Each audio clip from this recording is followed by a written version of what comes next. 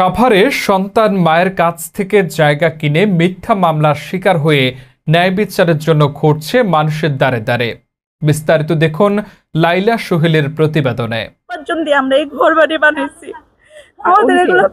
শাহিনুর আক্তার শিলা ও শিউলি আক্তার ফেরদৌস তাদের মায়ের পরক্রিয়ায় বাধা দেওয়ায় সাভারের হেমায়েতপুরের জয়নাব এলাকায় সরজমিনে গিয়ে দেখা গেল সন্তানের কষ্টে অর্জিত টাকা দিয়ে গড়ে তোলা স্থাপনা 13ই আগস্ট আনুমানিক সকাল 7টায় সন্ত্রাসী দিয়ে ভেঙে চুরমার করলেন তাদের নিজের মায়ের ভাড়া করা সন্ত্রাসীরা।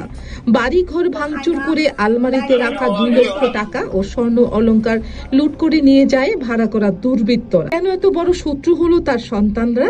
কারণ তার পরক্রিয়ায় বাধা হয়েছিল এই 2 সন্তান।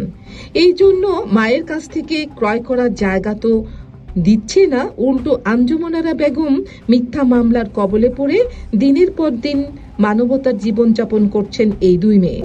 এই বিষয়ে শাহিন আক্তার শিলা বলেন, আমার মায়ের এসব কুকীর্তির জন্য আমাদের 2 বোনের সংসার ভেঙে যাওয়ার শঙ্কা বোধ করছি। এই বিষয়ে সাভার মডেল থানায় আঞ্জুমানারা বেগমকে অভিযুক্ত করে একটি সাধারণ ডায়েরি করা হয়েছে। এই ঘটনার তদন্তকারী অফিসার সাভার মডেল থানার উপ পুলিশ পরিদর্শক আমিনুল ইসলাম আমির বলেন, ঘটনাস্থলে পুলিশ গিয়ে দেখে এসেছে, তদন্ত করে আইনানুগ ব্যবস্থা গ্রহণ করা হবে।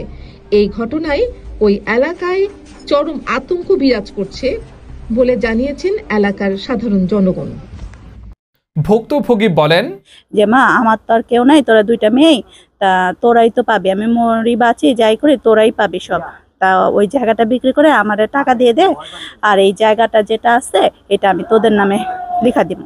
তো বলছি ঠিক আছে, সমস্যাকে লিখে দিবা, আমরা এটা কোনো আমাদের আপত্তি নেই। পরে আমরা গ্রামের ওই জায়গাটা বিক্রি করে ওনারে 36 লক্ষ টাকা দিই, যেটা 21 লক্ষ টাকা উনি ব্যাংকের মাধ্যমে নেয়, আর বাকি টাকাটা উনি ক্যাশ আমাদের হাতের থেকে নেয়, ক্যাশ নেয়। তো ভালো কথা, এরপরে সে আমাদেরকে এই জায়গাটা লিখে দেয়। এমন সময় মানে প্রায় বাবা মারা যাওয়ার 1.5 বছরের মাথায় উনি একটা ছেলের সাথে ওনার সম্পর্ক হয়। তো সম্পর্ক হয়, উনি মনে করেন ওই ছেলের সাথে আমার সম্পর্ক, ওই ছেলের পিছনে অনেক টাকা খরচ করছে মনি ভাই। তো এরপরে অনেক টাকা খরচ করছে। একদিন হঠাৎ আমি আমার বাচ্চাকে স্কুল থেকে নিয়ে আসি, কোচিং থেকে নিয়ে আসি, আসার পরে আমার মেজো ভাই ফোন দেয় যে শিলা এরকম বের হও তাড়াতাড়ি। কি হয়েছে? কয় তোমার শহীদুল মামা তো ফোন দিছে। হ্যাঁ, শহীদুল মামা ফোন দিছে, তোমার মা তো ছেলে নিয়ে ঘরের ভিতর আছে। তা আমি জাস্ট এই কথা শুনে ও আমার গাড়ি নিয়ে আমার বাসার নিচে আসলো, মেজো ভাই আপু ওরা, আমি বের হয়ে আসলাম। এসে সত্যি সত্যি আমরা এখানে এসে দেখলাম হ্যাঁ ছেলে সহকারে বাসায়। তো এখানে এলাকার লোকজনও বাইরে ছিল, ওনার ভাইও ছিল। পরে আমরা একসাথে ভিতরে ঢুকলাম, ঢুকে পরে এলাকার লোকজন মিলে ওই ছেলেরে একটু মাঠটা দিয়ে পরে বসে, তুমি কেন একটা মুরব্বী বয়সী মহিলার সাথে এরকম কেন করো, হ্যাঁ এটা তো খারাপ বইলা। পরে ওই ছেলেরে মানে চত্থাপদ দিয়ে ইয়া করে বিদায় করে দেয়। এরপর থেকে এই উনার ভাইরা, উনার বোনের ছেলেরা মিলে মনে করেন আমরা বাড়ি করছি এখানে, ওনারা এরকম এসে আরো লোকজন বাস স্ট্যান্ড থেকে, হেমায়েতপুর বাস স্ট্যান্ড থেকে লেবার টেবার কিছু আইনে ওরা লোকজন সবাই মিলে মনে করেন আমার মা দাঁড়ায় থেকে এই সবাই দিয়ে আমাদের ঘরগুলা ভাঙছে। আপনারা দেখেন, আপনারা নিজ চোখে দেখেন। আবার এলাকাবাসী আছে, ওদেরকেও জিজ্ঞেস করেন, সত্য মিথ্যা যাচাই করেন। মানে আমার ঘর বাড়ি, আমার কত টাকা লোকসান হয়েছে বলেন। আমাদের তো অবৈধ টাকা না, আমরা হক হালাল পথে থাকি, আমরা অল্প উপার্জন করি, ওই অল্প উপার্জন দিয়ে আমরা এই ঘর বাড়ি বানাইছি। আমাদের এগুলো ভেঙে দিছে। না ওই যে ঘরগুলো তো উঠাইছিল, তো উঠানোর পরে সকালবেলা আমার হাজবেন্ড বলে কি চলো একটু যাইতে হবে। তো আমি বলি কেন? কাল সব ঘর তো ভেঙে ফেলতে। তখন ওকে নিয়ে আমরা আস্তে আস্তে মানে পুরা ঘর ভেঙে ফেলছে। তখন এখানে আমার মামারা ছিল, আমার মা ছিল। তো আমার মা আবার বলছে এই ঘর আমি ভাঙছি। কেন করতেছে? ওই যে আমার মার আর কি একজনের সাথে সম্পর্ক ছিল, তো এরকম আমরা বাধা দেওয়া নেই, এর জন্য আর কি আমাদেরকে আর পর থেকে আর দেখতে পারেন না।